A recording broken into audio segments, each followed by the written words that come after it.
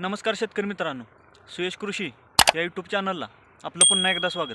आजच्या व्हिडिओमध्ये आपण ज्या कीर्तिमान प्लॉटचे मागील 2 व्हिडिओ आपण दिले की ज्याच्यामध्ये आपण प्लांटेशन किंवा रोपं लावल्यानंतर कशा पद्धतीने ड्रेंचिंगचं नियोजन असेल किंवा रोपं चांगल्या पद्धतीने सेट कशा पद्धतीने करावे आपण याच्याविषयी मार्गदर्शन केलं. त्याच्यानंतर जो आपणाला बुडालगत फुटवा असेल, व्हायरसची समस्या असेल, त्याचबरोबर चांगल्या पद्धतीने प्लॉटनं ग्रोथ घेतली पाहिजे याच्यासाठी आपण ड्रेंचिंगचं नियोजन असेल किंवा खतांचं शेड्यूल हे कशा पद्धतीने केलं पाहिजे, त्याचबरोबर फवारणी ह्या व्हायरससाठी असेल किंवा रसशक किडे असतील, नागाळे असेल, थ्रिप्स असेल, याच्यासाठी कोणत्या फवारण्या घेतल्या पाहिजेत याच्याविषयी मार्गदर्शन केलं. आजच्या व्हिडिओमध्ये आपण पाहू शकता अशा पद्धतीने पूर्ण प्लॉटमध्ये फुटवा असेल किंवा जे फ्लॉवरिंग आपल्याला दिसत आहे अशा पद्धतीने पूर्ण प्लॉटमध्ये फ्लॉवरिंग हे निघत आहे किंवा अशा पद्धतीने पूर्णच्या पूर्ण हा पंजा निघलेला आहे. चांगल्या पद्धतीने बुडालगत फुटवा असेल किंवा बोराच्या आकाराचा माल हा सेट होताना आपणाला हा पाहायला मिळत आहे. त्याचबरोबर हे जे फ्लॉवरिंग निघत आहे किंवा पानांची किपिंग क्वालिटी टिकली पाहिजे, हे जे फुलकळी निघाली आहे याचे चांगल्या पद्धतीने सेटिंग झालं पाहिजे. जास्तीत जास्त अशा पद्धतीने फुलकळी निघाली पाहिजे, पेऱ्यातील अंतर कमी राहिलं पाहिजे व चांगल्या पद्धतीने कमी खर्चामध्ये आपणाला जास्तीत जास्त उत्पादन हे कशा पद्धतीने घेता आलं पाहिजे याच्यासाठी आपण खतांचं नियोजन कशा पद्धतीने करायचं. आता ह्या स्टेजला प्लॉट आला, फ्लॉवरिंग चालू आहे, चांगल्या पद्धतीने सेटिंग चालू आहे, त्यावेळी आपणाला फॉस्फरस व पोटॅशयुक्त खतांचा चांगल्या पद्धतीने वापर करायचा.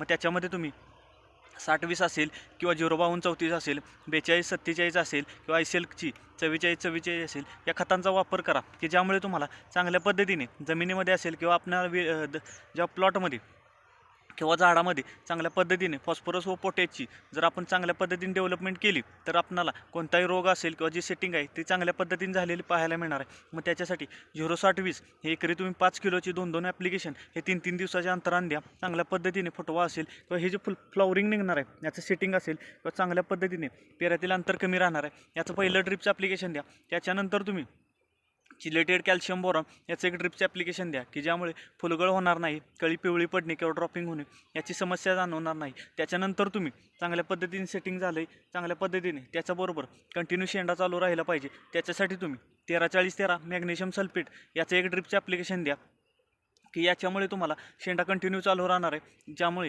की आपणाला फ्लॉवरिंग असेल किंवा कंटिन्यू फुलकळी चालू राहणार आहे. याच्यामुळे आपणाला चांगल्या पद्धतीने कमी खर्चामध्ये व अशा पद्धतीने उत्पादन हे घेता येईल. आता फवारण्याचं नियोजन आपल्याला कशा पद्धतीने करायचं आहे, ह्या स्टेजला प्लॉट आला, तुम्ही फ्लॉवरिंगसाठी एखादा हार्मोन देऊ शकता. मग त्याच्यासाठी गोदरेजचं डबल वापरू शकता, टाटा कंपनीचं बहार वापरू शकता. त्याच्यासोबत एखादा कॉन्टॅक्ट बुरशीनाशक वापरा. अँट्राकॉल असेल, M45 असेल किंवा कोमानियल असेल, 052-34 वापरा व बोरॉन वापरा. या चारीचं एकत्रितरित्या जर कॉम्बिनेशनचा स्प्रे दिला तर चांगल्या पद्धतीने जे फ्लॉवरिंग निघणार आहे ही जास्तीत जास्त फुलकळी निघणार आहे, निघालेल्या फुलकळीचं चांगल्या पद्धतीने सेटिंग होणार आहे. त्याच्यानंतर करपा असेल किंवा पानावर आता दवबादळ पडत आहे, पानावर जास्त काळ पाणी टिकून राहते, त्याच्यासाठी स्कोर कवच टेप्टो याचा एक स्प्रे देऊ शकता किंवा फॉलिकोर अँट्राकॉल याचा सुद्धा स्प्रे देऊ शकता की चांगल्या पद्धतीने तुम्हाला जे अर्ली ब्लाईट असेल, लेट ब्लाईट असेल याच्यावर चांगलं कंट्रोल मिळणार आहे. आता बऱ्याच शेतकऱ्यांना नागाळीची किंवा जो लाल कोळीची ही समस्या जाणवणार आहे, त्याच्यासाठी तुम्ही चांगला स्प्रे घेऊ शकता. 100 लिटर पाण्यासाठी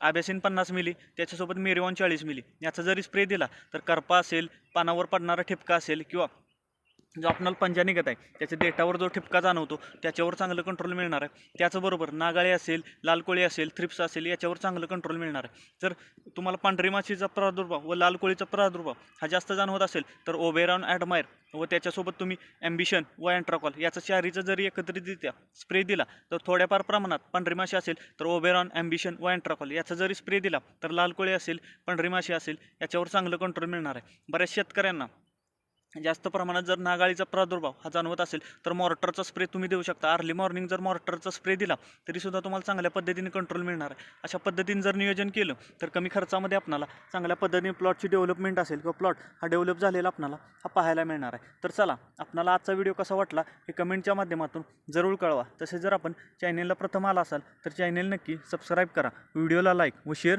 नक्की करा. धन्यवाद.